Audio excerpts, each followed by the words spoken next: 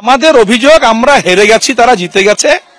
আমরা সিপিএম কংগ্রেস, যে বাচ্চাটি মারা গেছে সে সিপিএম পরিবারের একটা 12 বছরের কিশোরী বাচ্চা।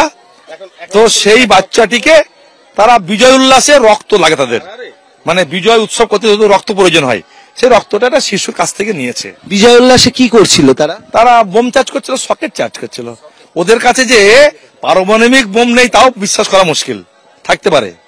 তো কি গ্রামের লোক তাতে বাধা দিয়েছে? আরে গ্রামের লোক শোনেন, যারা তৃণমূল করে তারা বিন্দাস, যারা তৃণমূল করে না, অর্থাৎ সিপিএম কংগ্রেস বিজেপি করে, তারা তাদের প্রত্যেকটা মুহূর্ত ত্রাহি ত্রাহি কাটে।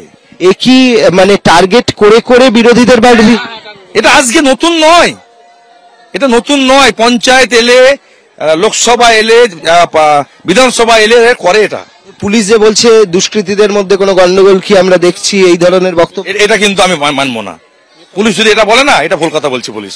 আমার মনে হয় পুলিশ এত ভুল কথা বলবে না। পুলিশ বলছে যে এর আগে দুষ্কৃতী গন্ডগোল এখানে হয়েছে, এর আগে ওসি নাকি আহত। কি বলতে এখানে নেই, দুষ্কৃতকারী বলতে যারা চোর, যারা ডাকাতি করে, যারা খুন করে বেড়ায়, তাদেরকে বলা হয় দুষ্কৃতী। কিন্তু এখানে কিন্তু ওই দুষ্কৃতী নয়, এখানে তৃণমূল যারা গুন্ডা, যারা খুন করা, যাদের স্বভাব অভ্যাস, তারা বিরোধীদের খুন করে, লুট করে, তারা গ্রাম ছাড়া করে দেয়। এখন তো কিছুই হয়নি, শুরু।